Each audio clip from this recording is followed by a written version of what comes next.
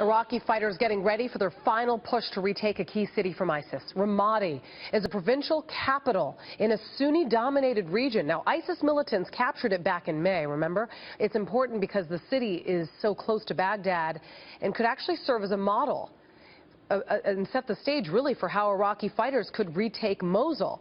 If they manage to push the terror group out, it would basically mean the Islamic State's third major loss in as many months. Kevin Corke has the latest in the fight against ISIS. He's live in Hawaii, where he has been traveling with the president. So, Kevin, what does this latest advance by the Iraqi security forces tell us about ISIS's grip on that country?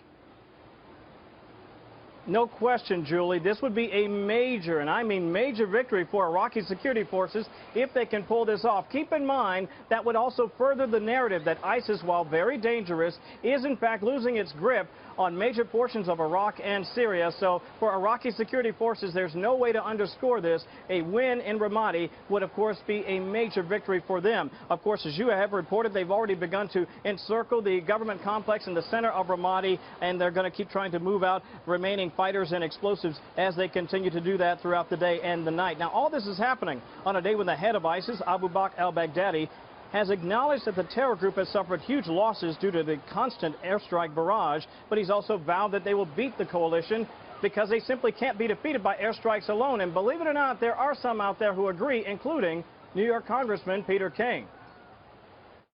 I would expect al-Baghdadi to say that. We've had some impact, but unfortunately, overall, he's probably right that after 16 months of air attacks by the U.S., it's had really minimal impact on ISIS, considering how long those attacks have been going on. Of course, that's an ongoing argument that continues, Julie, even as the fierce fighting does in Iraq and Syria. So, Kevin, then how might a victory at Ramadi, even a temporary one, impact U.S. strategy against ISIS in the region?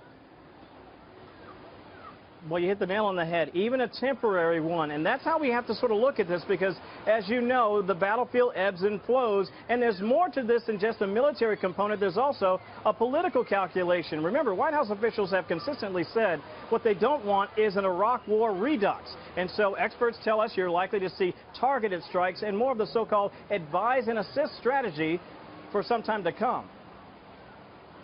It's not up to us to win this war. It's up to the people who live there. It's up to the Iraqis to figure out what they're going to do for their own future. And this is where I think we need to be very helpful. We need to help coach them. But as Baghdadi said, you know, he's trying to draw us in, Pete, to having boots on the ground. Okay, but keep this in mind. Baghdadi is still in hiding. That's where he made that recording from. And so, as you can well imagine, U.S. policy continues. The hunt for Baghdadi continues, even though so far they've not been able to locate him. Julie? All right, Kevin Corke, thank you very much.